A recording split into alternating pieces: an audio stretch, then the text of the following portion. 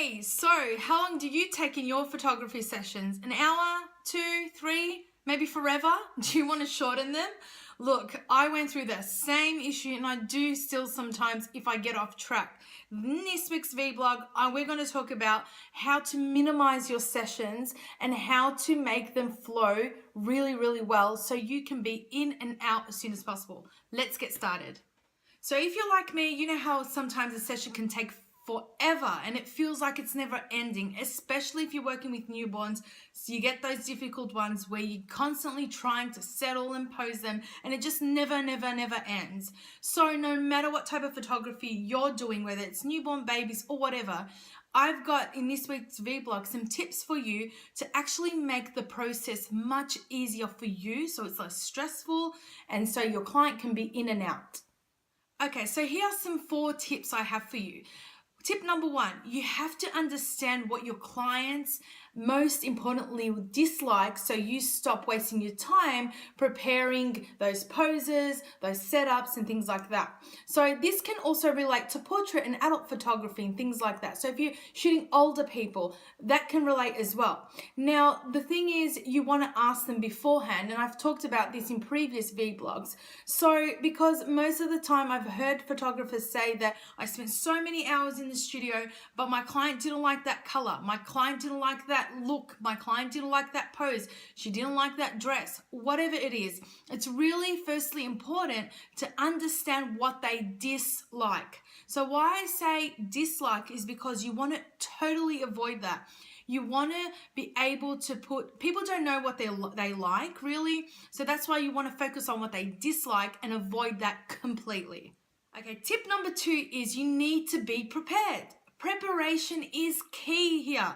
If you want to go in and out of your session with a breeze and so quickly, you have to be prepared. This is so essential because it's so simple, but yet none of us actually do it. So once you know a little about your client beforehand, as I mentioned in tip number 1, you want to, because most of us don't meet our clients only the first time we meet them is during this, when they first come to their session.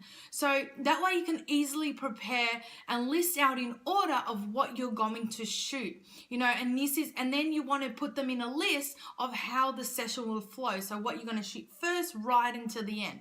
I mean like a real list. So actually either draw it out, write it down, whatever it is, so you understand it and you can refer back to it.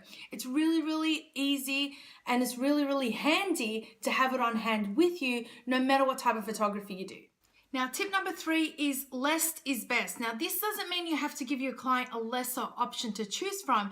It means to stick to a few options in your shot list workflow and stick to that and continually do it and get as much as you can out of each shot. Now, I have a freebie for you that we'll talk about later, and this guides you on what to actually shoot every session and always continually do that so you're on a nice workflow and you have a shot list in front of you and you know that you're not going to give your clients lesser images as well.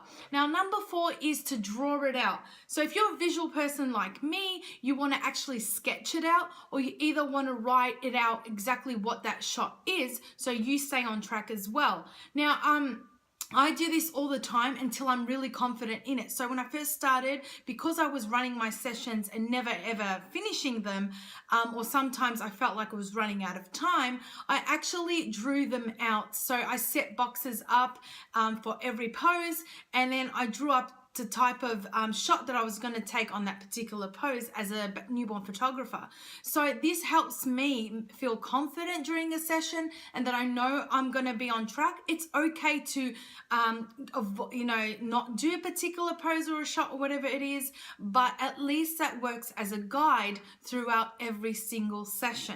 Okay, so you can go there and download it now and have it on hand every single session that you're in. Don't be afraid that you've got a shot list in front of you, in front of your clients. That's totally okay to have.